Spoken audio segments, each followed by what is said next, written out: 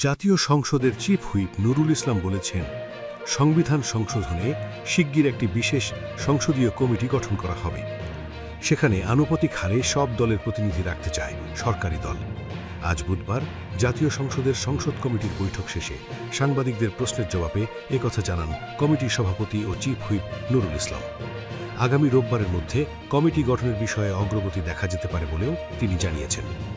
গত মঙ্গলবার জাতীয় সংসদে সংবিধান সংস্কার পরিষদের সভা আহ্বান প্রশ্নে একটি মুলতবি প্রস্তাব নিয়ে আলোচনা হয়। সেখানে সরকারি দল সংবিধান সংশোধনে একটি সর্বদলীয় বিশেষ সংসদীয় কমিটি গঠনের প্রস্তাব দেয়। তবে এতে একমত হয়নি বিরোধী দল। আজ সাংবাদিকদের প্রশ্নের জবাবে চিফ হুইপ বলেন, তারা বিশেষ কমিটিতে সরকারি দল ও বিরোধী দলের যে আইন বিশেষজ্ঞ আছেন তাদের রাখতে চান। সব মিলিয়ে 15 থেকে 20 সদস্যের কমিটি করতে চান তারা। জুলাই জাতীয় সনদের সংবিধান সম্পর্কিত 48টি সংস্কার প্রস্তাবের বাস্তবায়ন কিভাবে হবে তা ঠিক করে দিয়ে অন্তর্বর্তী সরকারের সময় জুলাই জাতীয় সনদ সংবিধান সংস্কার আদেশ জারি করা হয়। আর সেসব সংস্কার প্রস্তাব বাস্তবায়নের বিষয়ে জনগণের সম্মতি নিতে 12 ফেব্রুয়ারি সংসদ নির্বাচনের দিন হয় গণভোট।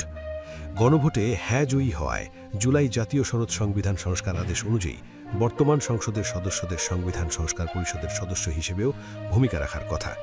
নির্বাচনের ফল ঘোষিত হওয়ার 30 পঞ্জিকা দিবসের মধ্যে পরিষদের প্রথম অধিবেশন ডাকার কথা।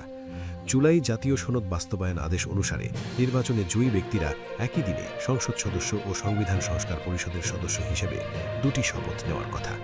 তবে জামায়াতে ইসলামী, জাতীয় নাগরিক পার্টি সহ বিরোধী দলের সদস্যরা সেদিন 2টি শপথ নিলেও বিএনপির এমপিরা সংবিধান সংস্কার পরিষদের সদস্য হিসেবে শপথ নেননি। ফলে নির্ধারিত সময়ে সংবিধান সংস্কার পরিষদ গঠিত হয়নি। গত রোববার বিরোধী দলের নেতা শফিকুর রহমান কার্যপ্রণালী বিধির 62 বিধি অনুসারে জনগুরুত্ব সম্পন্ন বিষয়ে মুলতবি প্রস্তাব উত্থাপনের নোটিশ দেন।